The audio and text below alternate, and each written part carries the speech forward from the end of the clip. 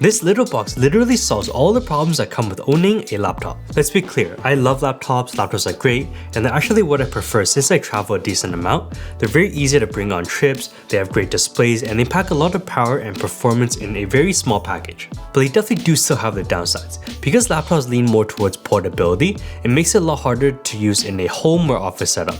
Because of its smaller form factor, you're usually only limited to a certain number of ports for your chargers, card readers, SSDs, and Ethernet, and you're usually only limited to one extra display as well.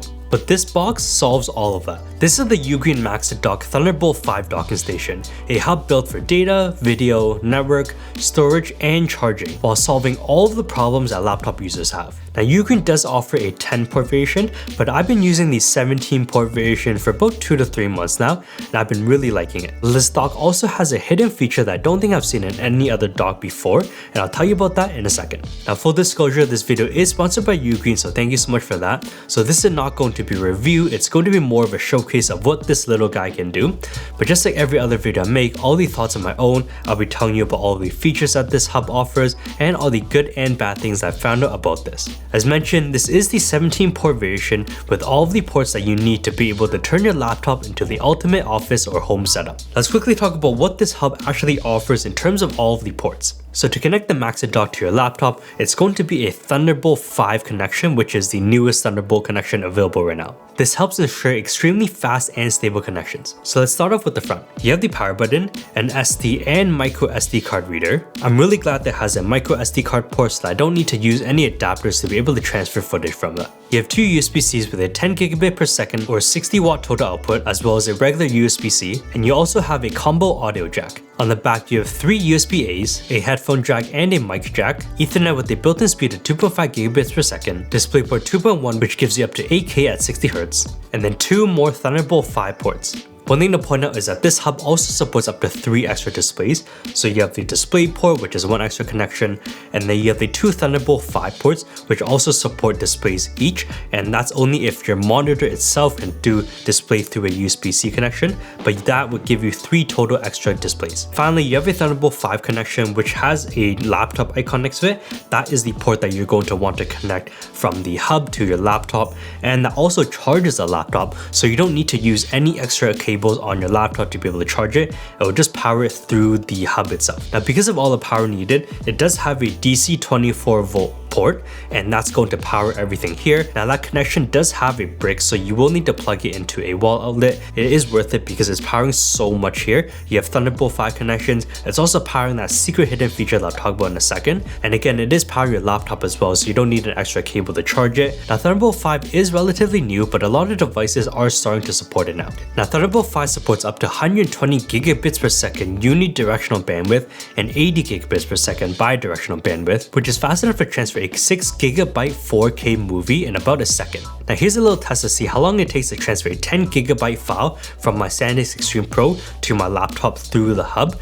Now keep in mind that this is still a Thunderbolt 4 connection, and so is this laptop right now, so you are going to be more limited by these devices rather than the hub itself. But it's good to know that in the future, whenever you upgrade to Thunderbolt 5 devices, you're not going to be limited by the speed of the hub itself. Now a lot of other companies also make hubs for your laptop, but the UGREEN Maxidock actually has a hidden feature that I don't really think I've seen in other hubs. If you open this port at the bottom of the Maxidock, it actually has a built-in M.2 NVMe SSD port.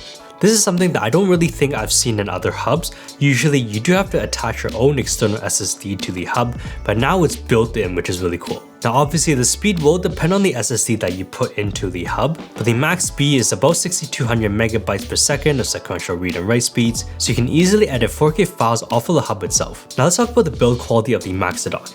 It does feel very nice, it has a nice weight to it.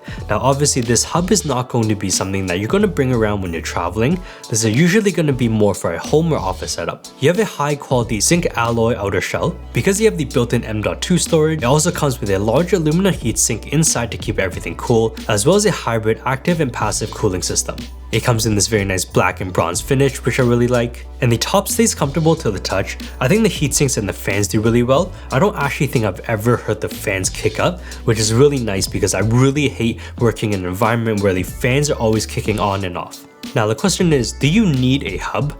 And obviously that will depend on your needs. But a hub just gives you so many more options for your setup. Normally you have two choices. For me as a filmmaker and a content creator, there's so many devices that I need to plug into a laptop. So obviously you're going to want to plug in a charger, I want a high-speed SSD, I usually want Ethernet because I want a faster connection to my NAS. I might need to connect a card reader when I'm transferring footage from my cameras. Sometimes I do like to plug in a mouse or a keyboard dongle as well. And I also do like to have a couple displays. Now normally you would have two options. The first option is you just simply don't have enough ports on a laptop to be able to connect everything that I just mentioned. And what I just listed sounds like what you're using with all the devices like SSDs and card readers and Ethernet, then you simply cannot do that on a laptop. Now the second option is you just buy a couple dongles and plug them all into your laptop, but then it starts to get really messy. You just have dongles sticking out of every single port and you have so many different cables running into your laptop that looks like a mess. I really like that UGREEN has so many different ports. I actually do think that I recommend the 17 port variation over the 10 port variation,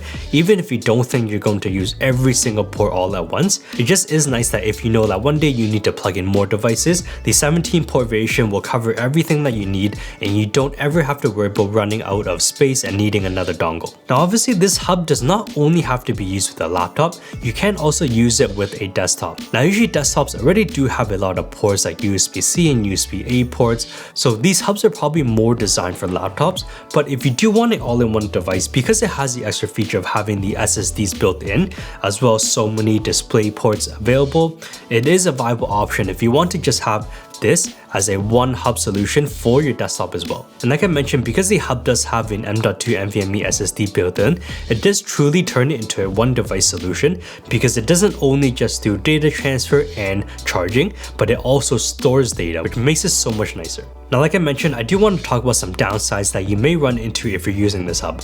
So first off, it looks like all the Thunderbolt 5 ports are in the back. You have 3 of them. One of them is to connect to your laptop, but then the 2 are still at the back. And at the front, they are not Thunderbolt 5 connections. I kind of do wish that they did have one in the front, just in case you ever do need to connect it to any other device with Thunderbolt 5 in the front. It would be nice to have the option in the front as well, so it does kind of just depend on your setup and what devices you want to plug in using Thunderbolt 5 connection. For some people, having them all at the back might not be a problem. For some people, you might also wish that there was a Thunderbolt 5 connection in the front. Another thing that I wish they had is that there was some sort of locking mechanism for the 24-volt DC port. So when I initially set up the hub ended up turning on and off a couple times, and I thought that maybe I got a defective one, but it turned out that the DC port in the back was coming loose a little bit. So I just had to make sure that I unplugged it and then plugged it back in because I didn't actually seat it in all the way the first time. So I did just need to put it in a little bit harder. Now it wasn't really a problem, it was more of user error on my part, but because the hub does have SSD built in, I never want to worry about my laptop ever losing connection to my SSD accidentally because it could mean that I lose some data. And because of that, I do wish that the DC port has some sort of locking mechanism so I can 100% make sure that I'll never lose power accidentally because of the cable coming loose a little bit by accident. Now other than that, I haven't had any other problems with the 2 months that I've been using this hub. So far for me, at least for how long I've been using it, I'm really liking this 17 port variation. If you're interested in checking out the Maxidock, I'll have a link in the description below for you to check out. If you have any questions about it, let me know down in the comments below as well. If you like this video, remember to give it a thumbs up, subscribe to see more photo video content, and I'll see you guys in the next video. Peace.